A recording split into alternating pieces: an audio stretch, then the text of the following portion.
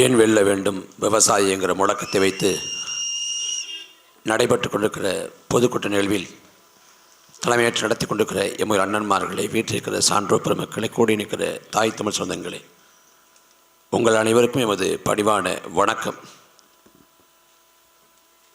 தமிழ்நாட்டை இரண்டு வரும் திராவிட கட்சிகளும் சற்றேறக்குறைய 60 ஆண்டுகள் ஆண்டு முடித்திருக்கிறது. மிகச் சரியாக சொல்வதென்றால் அதிமுக தமிழ்நாட்டை 31 ஆண்டுகள் ஆண்டிருக்கிறது. திமுக 25 ஆண்டுகள் ஆண்டு கொண்டிருக்கிற, ஆண்டோடு சேர்த்து 25 ஆண்டுகள் ஆண்டு கொண்டிருக்கிறது. இரண்டு வரும் திராவிட கட்சிகளுக்கும் நாம் மாறி மாறி வாக்குகளை செலுத்துகிறோம். வரலாற்றை பின்னோக்கி போய் பார்த்தால் இந்த திமுகவும் அதிமுகவும் எதற்காக புறப்படுத்தது என்று பார்க்கிற போது, திராவிட கழகத்தில் அண்ணாவுக்கும் பெரியாருக்கும் சண்டை, முரண்பாடு. பெரியார் மணியம்மையை திருமணம் செய்ததற்காக அண்ணா வெளியேறி, திராவிட கழகத்திலிருந்து வெளியேறி திராவிட முன்னேற்ற கழகம்ங்கிற தனி இயக்கம் கண்டார். அதே திராவிட முன்னேற்ற கழகத்தில் அண்ணாவின் காலத்துக்கு பிறகாக கருணாநிதிக்கும் எம்ஜிஆருக்கும் முரண்பாடு. எம்ஜிஆர் சுகாதாரத்துறை அமைச்சர் பதவி கேட்டார், கருணாநிதி தர மறுத்தார். அதன் விளைவாக கணக்கு கேட்டு அதே பிரச்சனையாக்கியதன் விளைவாக எம்ஜிஆர் வெளியேற்றப்பட்டார். வெளியேற்றப்பட்ட எம்ஜிஆர் தனி இயக்கம் கண்டார், அது அதிமுக. அதே திமுகவில் பிற்காலத்தில் கருணாநிதிக்கும் வைகோவுக்கும் முரண்பாடு. வைகோ தன் மகனை முந்திவிடுவாரோங்கிற அச்சத்தில் வைகோவை கட்டம் கட்டி வெளியேற்றினார். வைகோ வெளியேறி தனி இயக்கம் கண்டார், அது மதிமுக.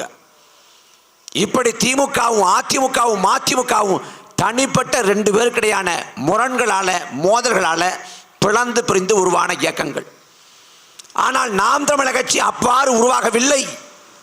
நாம் திட்டமிட்டு தீர்மானித்து நாம் தமிழர் கட்சியை தொடங்கவில்லை. வரலாறு பிரசவித்தது. எந்த ஒரு தமிழனும் மறக்க முடியாத ஆண்டு 2009. எந்த ஒரு தமிழனும் கடக்க முடியாத நாள் மே 18.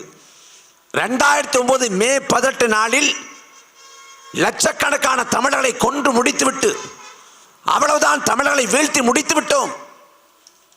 உங்கள் புலிக்கொடியை இறக்கிவிட்டோம். உங்கள் தேச கனவை சிதைத்து விட்டோம். தமிழர்கள் உங்களை நாங்கள் வென்று விட்டோம். உங்கள் தலைவன் பிரபாகரனை நாங்கள் கொன்றுவிட்டோம் என்று சொல்லி ராஜபக்சே மண்ணை முத்தமிட்டு எக்காலமிட்டு சிரித்த நாள் மே 18, 2009. உலகம் முழுக்க வாழ்ந்த தமிழர்கள் கூனி குறுகி போய் தலைவரின் உடலை போன்ற ஒரு காட்சியை பார்த்து கண்ணீர் வடித்து ஐயோ எல்லாம் போச்சு என்று கதரை துடித்த நாள் மே 18. இன உணர்வாளர்கள், இனமான தமிழர்கள் அலறி துடித்து நம் கண்முன்னே எல்லாம் போய்விட்டது என்று பதறிய நாள் மே 18. எந்த மே 18 எல்லாம் முடிந்துவிட்டது என்று உலகம் கணக்கிட்டதோ, சிங்கள பேரினவாதம் எக்காலமிட்டு சிரித்ததோ, இந்திய வல்லாதிக்கம் கொக்கரித்ததோ, அந்த மே 18 குறிவைத்து அடுத்த ஆண்டு 2010ஆம் ஆண்டு இறக்கிய புலிக்கொடியை இன்னொரு தாய்நிலத்தில் ஏற்றி, அதே தலைவனை நெஞ்சு சுமந்து, அதே லட்சிய தாகத்தை மீண்டும் ஏந்தி இன்னொரு தாய்நிலத்திலே வீழ்ந்த இனம் எழுந்தது. அதுதான் நாம் தமிழர் கட்சி. 15 ஆண்டுகள பயணம். 1 ஆண்டு 2 ஆண்டு இல்லை, 15 ஆண்டு. சின்ன சறுக்கள் இல்லை, தடம்பரல் இல்லை, தடுமாற்றம் இல்லை, கொள்கை சமரசம் இல்லை. எந்த இடத்துல தொடங்கினமோ அதே இடத்துல நிற்கிறோம். 2010 மே 18 மதுரை மாநாட்டில் திராவிட கட்சிகளோடு தேசிய கட்சிகளோடு கூட்டணி இல்லை, கொள்கை உறவு இல்லை, தேர்தல் உடன்பாடு இல்லை என்று நாம் தமிழர் கட்சி அறிவித்தது. இந்த 15 ஆண்டுகள பயணத்தில் எந்த இடத்திலும் நாங்கள் தடம்பரல்ல. நாங்கள் இயக்கமாக வந்து கட்சியாக மாறி முதல் தேர்தல் 2010 தொடங்கப்பட்ட கட்சி 2016 முதல் முறையாக போட்டி போட்டுச்சு. பெருத்த நம்பிக்கையோடு களம் கண்டோம். ஆனால் 1 விழுக்காடு தான் வாக்களை பெற்றோம். வெறும் 1.1. நாங்கள் வெற்றி பெறலை. நாங்கள் போட்டிட்ட அதே தேர்தல் களத்தில் விஜயகாந்த் தலைமையில் மக்களை கூட்டணி போட்டி போட்டுச்சு. அந்த தேர்தலில் நாங்களும் தோற்று போனோம், மக்களை கூட்டணி தோற்று போச்சு. மக்களை கூட்டணி அந்த தோல்விக்கு பிறகாக சிதறி போனது. விஜயகாந்தின் அரசியல் அத்தோடு வீழ்ந்து போனது.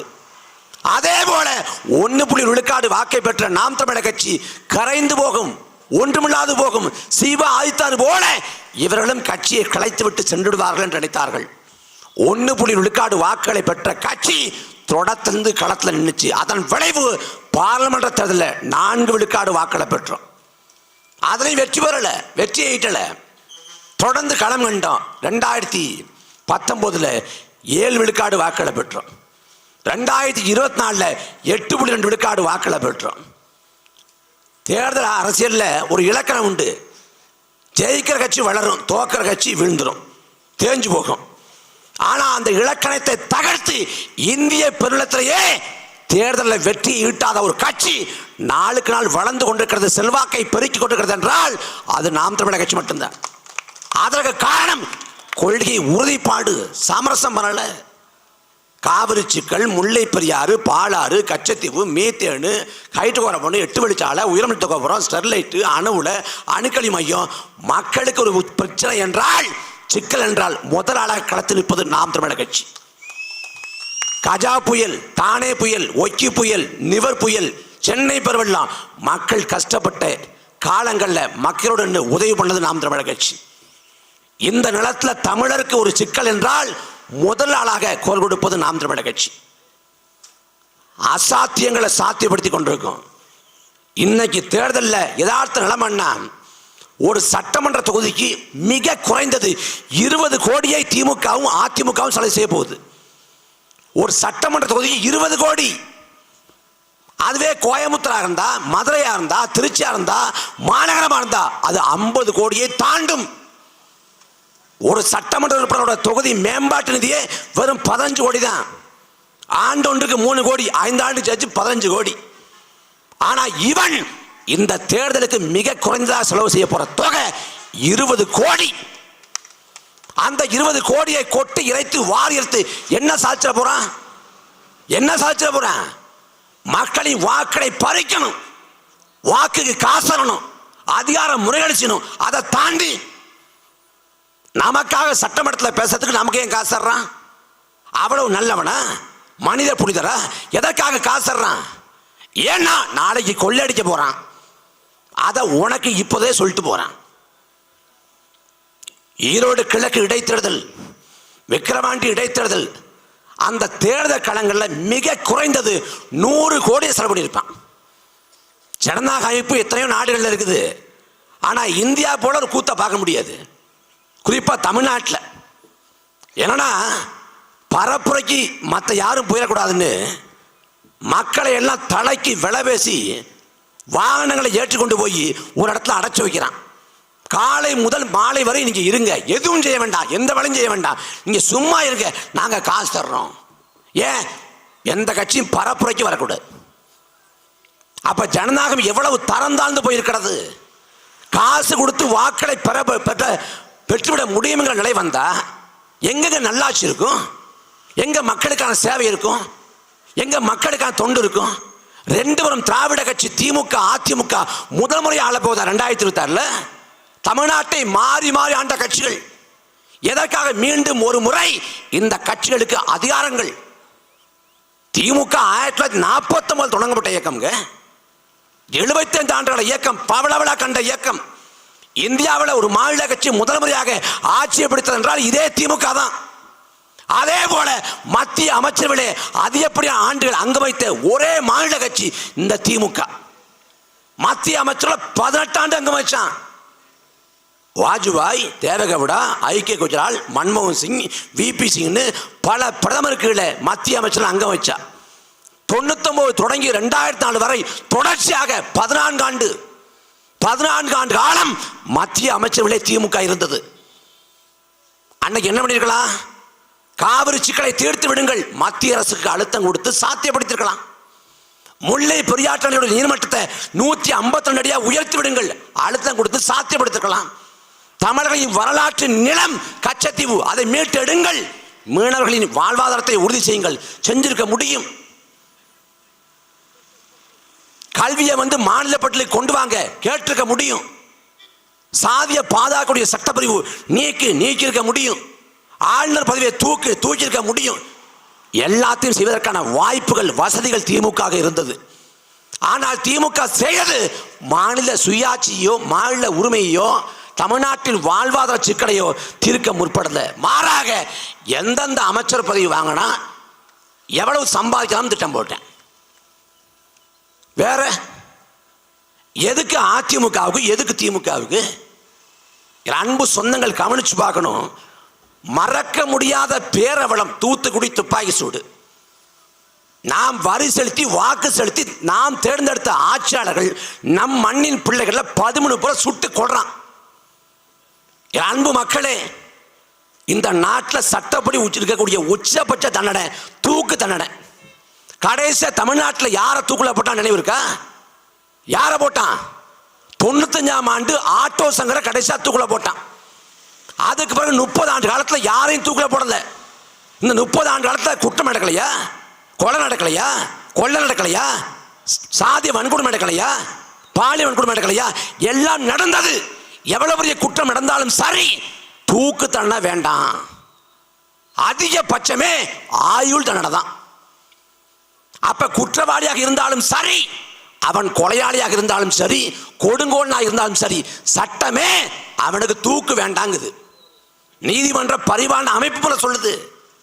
அப்ப குற்றம் செஞ்சவனுக்கு தூக்கு வேண்டாம், உயிரை எடுக்கக்கூடாது என்றால் எந்த தவறும் செய்யாத அப்பாவி மக்கள் 13 பேரை ஏன் சுட்டுக் கொண்டான்? 17-18 வயது நிரம்பிய தங்கை ஸ்டாலின் துப்பாக்கி தோட்டா பாய்ந்து மூலசத இறந்து போனான். அந்த ஸ்டாலின் செஞ்ச பாவம் என்ன? தமிழச்சியாக பிறந்தது தவிர அதிமுக ஆட்சி காலத்தில் மக்களை கொள்றான். ஐயா ஸ்டாலின் சொல்றாங்க, நாங்க வந்தோம்னா குற்றவாளிகளை கூண்டில் ஏற்றுவோம், ஒருத்தரை விட மாட்டோம்ட்டு. இன்னைக்கு திமுக ஆட்சிக்கு வந்து 4 ஆண்டுகாலம் ஆகி போச்சு. தூத்துக்குள்ள துப்பாக்கி சூட்டில் ஈடுபட்ட யாரை திமுக அரசு கண்டித்திருக்கிறது?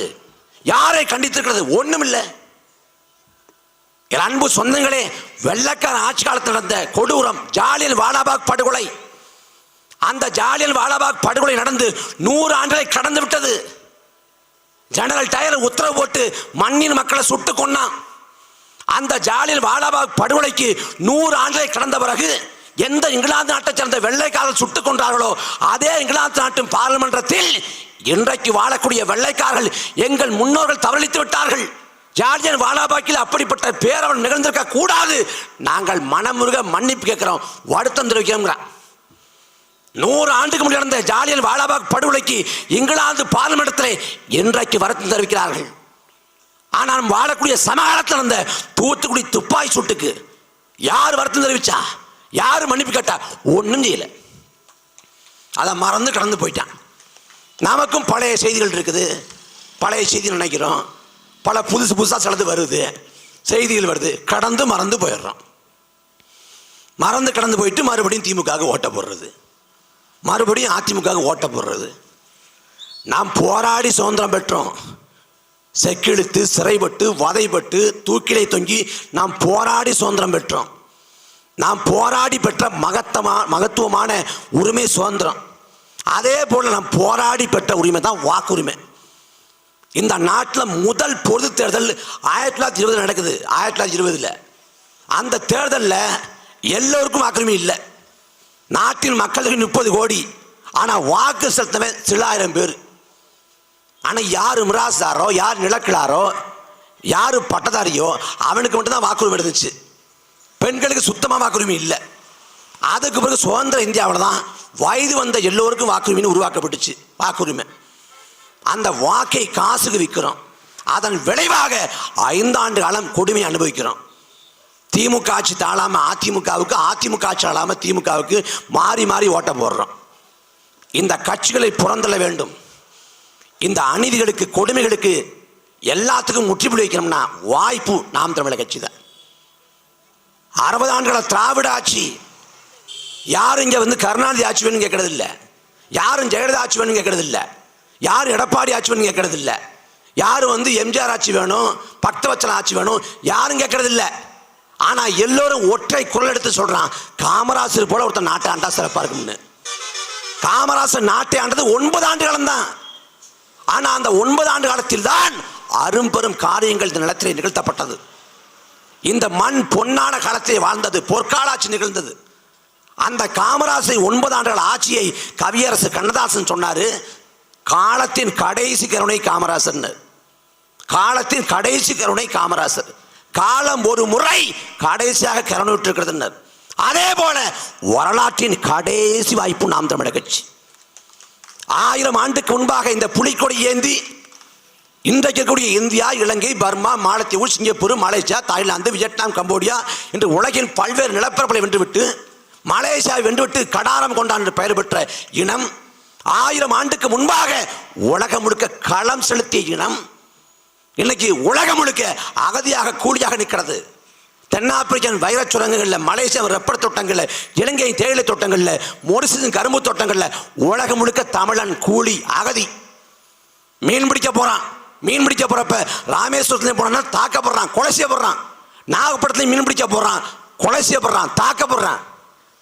ஆந்திராவுக்கு கூலிக்கு மரவெட்ட போறான். கூலிக்கு மரவெட்ட போன அப்பாவி கூலி தொழிலாளர்களை செம்மரக்கட்டை கடத்த வந்த கடத்தற்காரன் பழி சுமத்தி அரசு கொள்ளுது. அந்த மாநில அரசு உன் சொந்த நிலத்தில் நீ போராட்டம் பண்ணா உன்னை சமூக விரோதின்னு தூத்துக்குள்ள கொள்றேன்.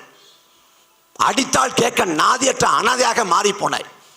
செத்தால் உன் சாவுக்கு கூட மதிப்பு இல்லை.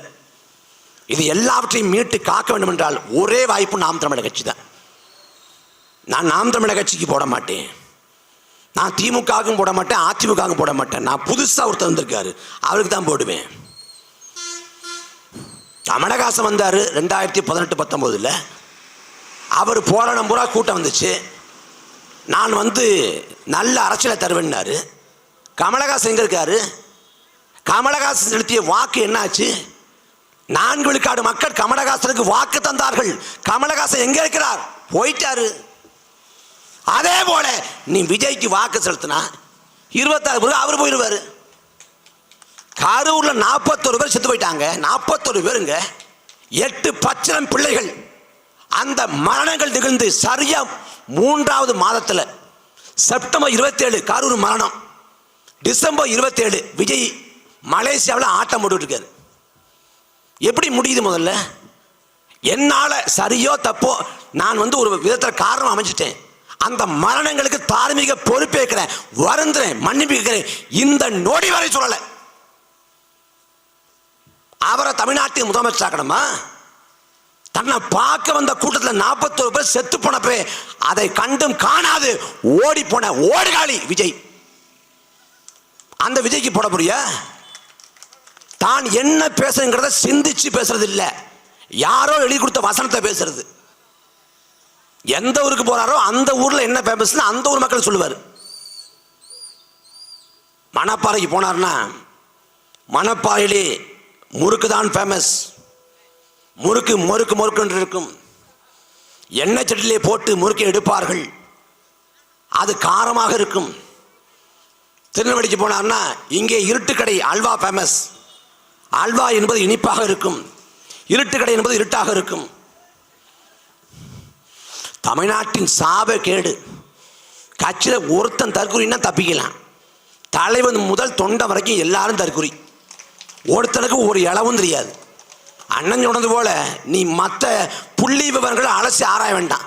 தமிழ்நாட்டில் எத்தனை தொகுதி இருக்குன்னு கேட்டால் பதில் செய்ய மாட்டேங்குது. 267ங்கிறான் ஒருத்தன்.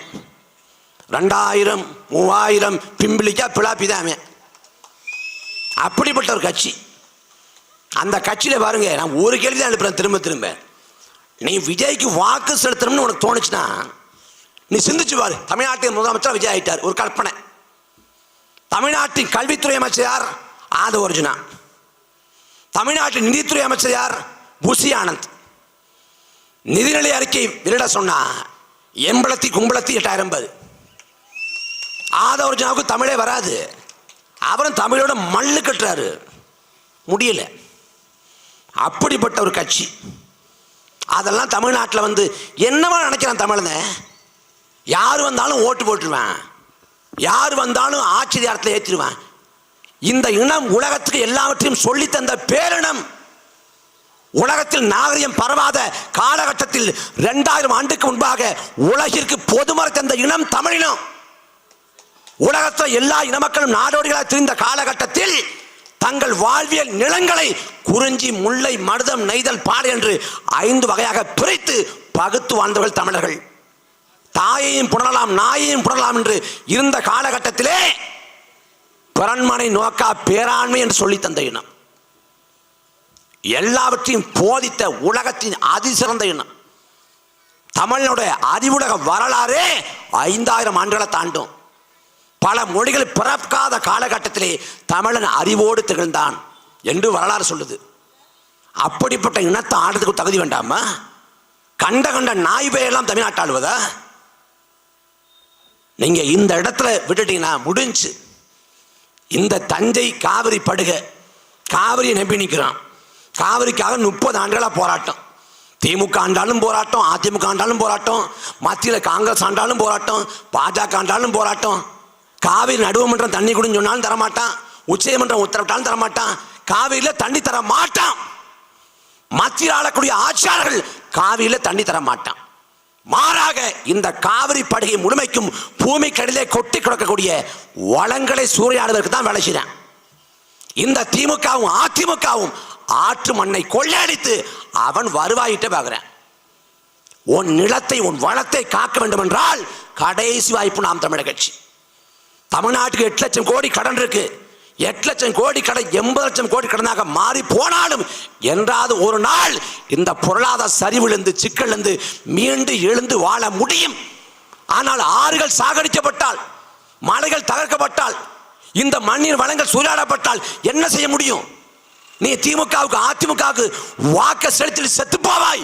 உனக்கு பிறகாக இதே ஒரத்த நாட்டில், இதே நெய்வாசல்ல, இதே ஆம்பலாப்பட்டில் உன் தலைமுறை, உன் சந்ததி, உன் பரம்பரை, உன் பேரப்பிள்ளை வாழணும். அவன் வாழ்வதற்கு ஏற்றமா இருக்கா? இந்த நிலமும் இந்த மக்களும் காக்கப்பட வேண்டும் என்றால் உங்கள் வாக்கை நாம் தமிழர் கட்சிக்கு தாருங்கள்.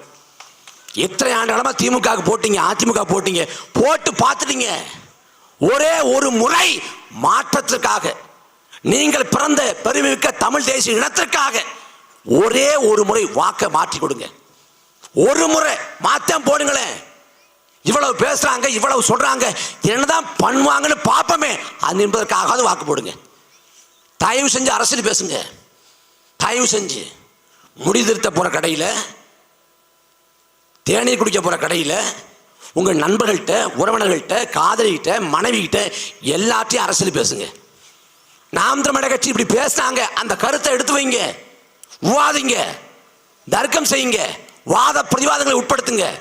நாம் தமிழர் கட்சி வைக்கக்கூடிய தீர்வு என்ன, நாம் தமிழர் கட்சி ஆட்சி எவ்வாறு இருக்க போது அது குறித்து கலந்து ஆலோசிங்க. அதே போல திராவிட கட்சிகள் 60 ஆண்டுகள் என்ன பண்ணுச்சு அதையும் யோசிங்க. யோசிச்சு மனசாட்சியின்படி, அறிவின்படி முடிவெடுங்க. நீங்க மனசாட்சியின்படி அறிவு சாட்சியாக முடிவெடுத்தாலே உங்கள் வாக்கு நாம் தமிழர் கட்சி தான் போட வேண்டியிருக்கும். இந்த மண்ணையும் மக்களையும் காக்க களத்தில் கடைசி வரைக்கும் நிற்க போற கட்சி நாம் தமிழர் கட்சி தான். இந்த தொகுதியின் வேட்பாளராக எங்கள் பெருமதிப்புக்குரிய அண்ணன் திருமுருகன் அவர்கள் நிறுத்தப்பட்டிருக்காங்க. அண்ணன் திருமுருகன் நாடறியப்பட்ட நடிகர், திரைத்துறையிலே அறியப்பட்ட ஒரு இயக்குனர், முதல் படத்திலே வெற்றி கொடி நாட்டிய ஒரு நடிகர். அவர் நினைத்திருந்தால் திரைப்படங்களில் வரிசையாக நடித்துக் கொண்டு பொருளீட்டிருக்க முடியும். லட்ச லட்சமாக கோடிக்கணக்கில் சம்பாதிச்சிருக்க முடியும். பெரிய பெரிய இயக்குநர்கள் போல இயக்குநராக மாறி தன் வாழ்வை வளப்படுத்திருக்க முடியும். ஆனால் கஜா புயலில் இந்த நிலம் பாழ்பட்ட காலத்திலேயே களத்தில் இறங்கி தென்னை மரக்கன்றை நட்டார். பாதிக்கப்பட்ட மக்களுக்கு நிவாரணம் கொடுத்தார். அண்ணன் சொன்னது போல அவர் இந்த மண்ணின் மகன். அவர் தேர்ந்தெடுத்த துறைதான் திரைத்துறையை தவிர அவர் முழுக்க முழுக்க கடைசி வரைக்கும் இந்த மண்ணுக்காக மக்களுக்காக களத்தில் நின்றார். அப்படிப்பட்ட பெருமகன் அண்ணன் திருமுருகன் அவர்களுக்கு உங்கள் வாக்கை தாருங்கள். விவசாயி தோற்கக்கூடாது. யார் வேணாலும் தோற்கலாம், விவசாயி தோற்கக்கூடாது. விவசாயம் இல்லாத, விவசாயி இல்லாத ஒரு தலைமுறை உருவாகி கொண்டிருக்கிறது. இந்த நிலத்தில் விவசாயிகள் கொண்டாடப்பட்டார்கள், போற்றப்பட்டார்கள். தமிழ் இலக்கியங்கள் விவசாயிகளை கொண்டாடுகிறது. அந்த நிலத்திலே விவசாயி தோற்கக்கூடாது. விவசாயி வெல்ல வேண்டும், தமிழன் மீண்டும் ஆள வேண்டும். அதற்காக உங்கள் வாக்களை விவசாய சின்னத்திலே அண்ணன் திருமுருகன் அவர்களுக்கு தாருங்கள். நாங்கள் இறுதி வரை இந்த மண்ணுக்காக, மக்களுக்காக உழைத்து சாவோம். நன்றி, வணக்கம்.